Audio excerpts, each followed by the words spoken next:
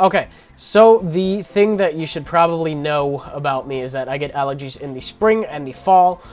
They tend to sneak up on me, as they did today, and as is noted by the lack of a picture-in-picture, the fall allergies got to me. My eyes are redder than scissors and itchier than some kind of effect spore coming from a Braylon. That was me trying to make a Pokemon match. It didn't really work out.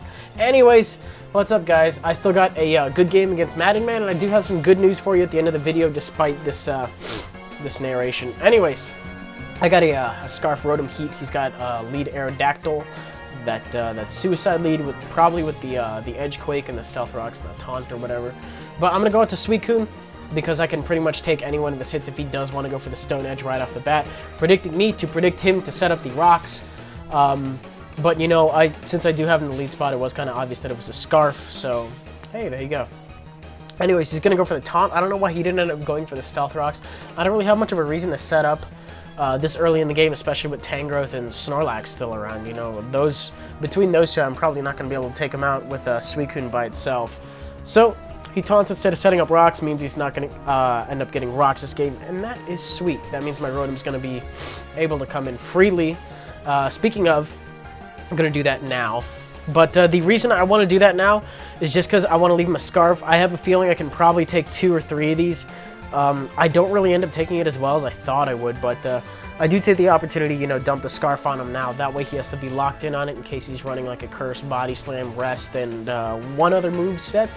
What did I say? I said Curse, Body Slam, Rest. Point is now he has to be locked in on one of those, and if he wants to recover his health, he's got to switch in and out, you know, do that whole shebang. But I was faster than him when I was paralyzed with the Choice Scarf, which I still find kind of funny. I wouldn't have really cared as long as I could leave the Scarf on him, which I did. So Rotom Heat didn't really do too much this match, but, you know, I kind of crippled the Aerodactyl, made it easier for Suicune to come in and take it out, and left his Scarf on Snorlax, so not terrible. Anyways, Snorlax switches out. You know, doesn't want to take a close combat. I'm going to fire one off anyways, because I know nothing on this team is really going to end up appreciating that too much. I don't want to set up this early in the game either with agility, you know, otherwise I'll be forced out. But on this turn, I'm going to go out to Shaman, you know, predicting the Sleep Powder or the Leech Seed, whatever. I do have Natural Cure, so I can switch out, get rid of that. Or I can stay in here and burn them off because, you know, the only thing you can really touch me with is Hidden Power or actually, yeah, just Hidden Power, Fire, Ice, whatever he might have. But he goes for the Sleep Powder, again predicting my switch because he knows that Natural Cure will take the sleep off. Can't really do anything to me, to be honest. Like, half of the set that I think he has won't work. So he chooses this turn to switch out to Rotom Heat just in the nick of time as I fire off an Air Slash on him. Probably would have done a really good chunk to Tangrowth, but wouldn't have taken it out. Mainly just did that, you know, just to get super effective damage. But we see lefties here, so I know he's not Scarf, meaning I'll have a little bit of an easier time with it. But I don't know why I fire off a Seed Flare, but you're going to see that it pays off big.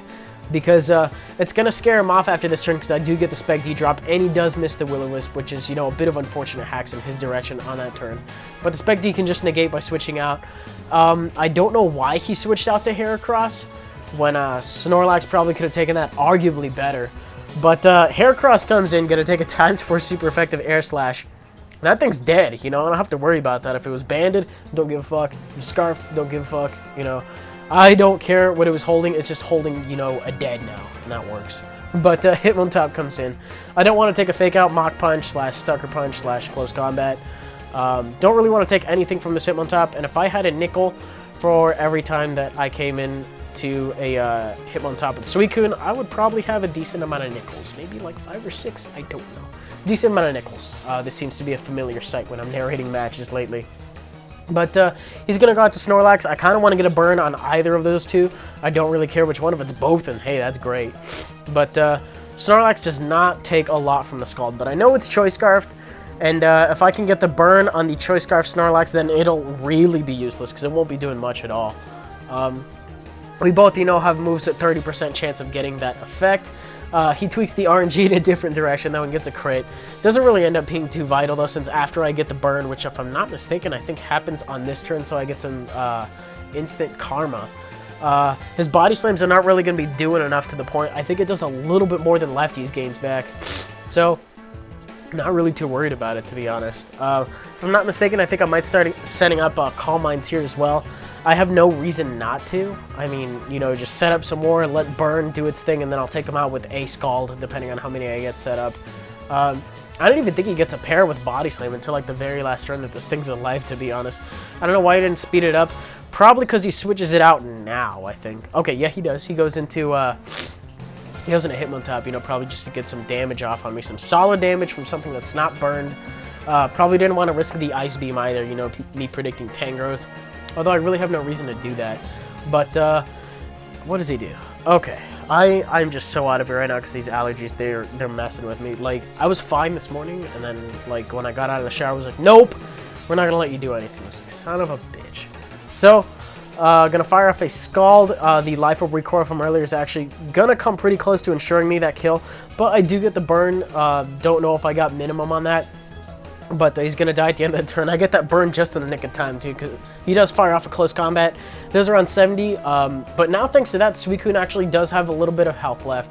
Not enough to, you know, ensure a sweep of the rest of the team, because, you know, he does still have Tangrowth, he does still have Rotom, but I can definitely tank out the Snorlax from this range, you know, pretty safely. Since he is burned, a crit probably wouldn't kill me from that range either. So, he goes for the Body Slam, finally gets his paralysis that he was fishing for, but I'm going to be able to kill him off with a Scald at the end of the turn. Oh.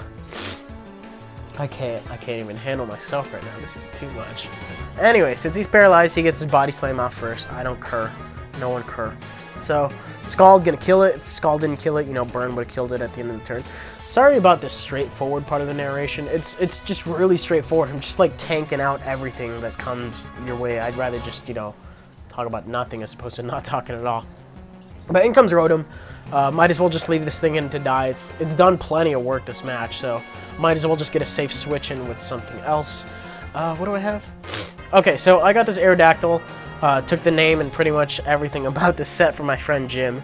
But I really like this set, and it actually does get to see some use in this game, which is very nice. So in comes Tangrowth, just going to fire off the Stone Edge just in case he wants to risk me staying in and setting up. I don't think he knows what kind of Aerodactyl this is, but because I haven't led with it, he can probably guess that it's offensive. As noted by the Life Orb, running Hone Claws, 3 attacks on this thing. Crit doesn't really end up mattering too much, I think, because if I'm not mistaken, he does have Regenerator, so he'll just get a third of that back at the end of the turn. I decide to, you know, just go for the Ice Fang. I have no reason not to play or to over-predict, especially since I do still have the advantage on this game right now. So he's going to switch out, go ahead and go into Tangrowth yet again. Just going to go ahead and fire for Stone Edge yet again. I think I might end up setting a Hone Claws somewhere along the way, predicting a switch. But right here, I think I go for the Ice Fang.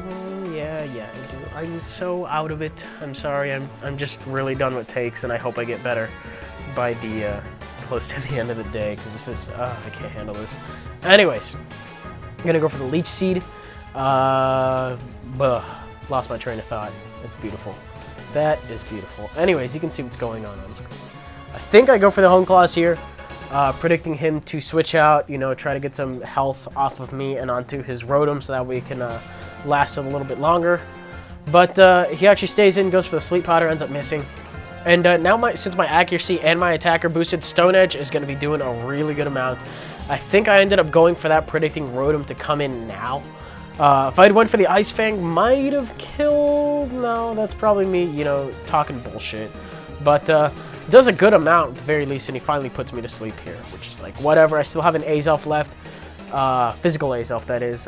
So I'd probably need him at around that range or a little lower, or you know, not full.